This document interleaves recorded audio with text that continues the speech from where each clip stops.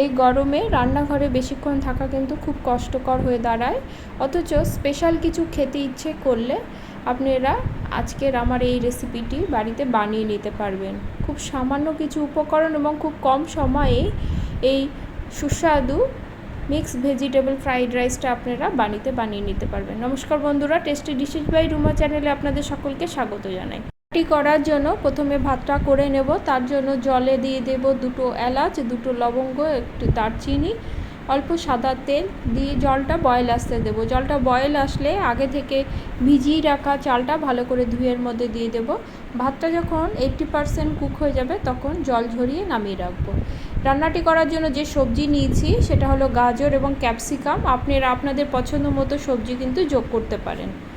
এবার কড়া বসিয়ে দিলাম, তাতে দিয়ে দিলাম সাদা তেল। আপনারা চাইলে তেলের পরিবর্তে ঘি ব্যবহার করতে পারেন, তবে আমি রান্নাটি লাইট করব সেজন্য তেল ব্যবহার করেছি। তেলটা গরম হলে এর মধ্যে গাজর কুচিগুলো দিয়ে দেব। গাজরটা দিয়ে একটু নেড়ে নেব।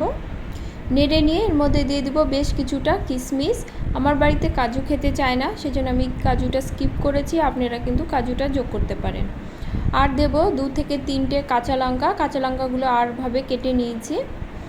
এছাড়া অর্ধেক ক্যাপসিকাম আমি লম্বা করে এবং একটু মোটা করে কেটেছি, সেটাও দিয়ে দেব। সবজিগুলো কিন্তু খুব একটা ভাজার দরকার নেই, একটু নরম হয়ে আসা পর্যন্ত কিন্তু সবজিগুলো ভাজতে হবে।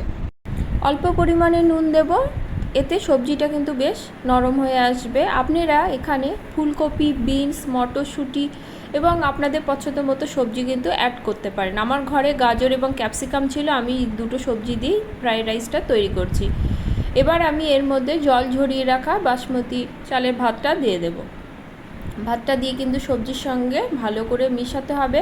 গ্যাসের ফ্লেমটা কিন্তু এবার একদমই কমিয়ে দেব। কমিয়ে দিয়ে এইটা মোটামুটি 5 থেকে 7 মিনিটের মতো সবজির সঙ্গে ভাতটা কিন্তু ভেজে নিতে হবে।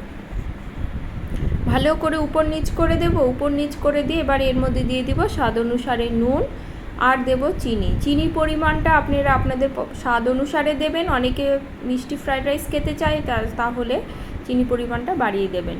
আমরা খুব একটা মিষ্টি খাই না, আমি সেই জন্য 1 চামচের মতো, বড় চামচের 1 চামচের মতো চিনি দিয়েছি।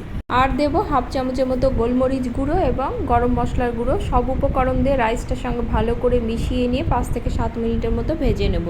ভাজতে ভাজতে রাইসটা যখন ঝরঝরে হয়ে যাবে তখন আমি গ্যাসের ফ্লেমটা অফ করে দেব।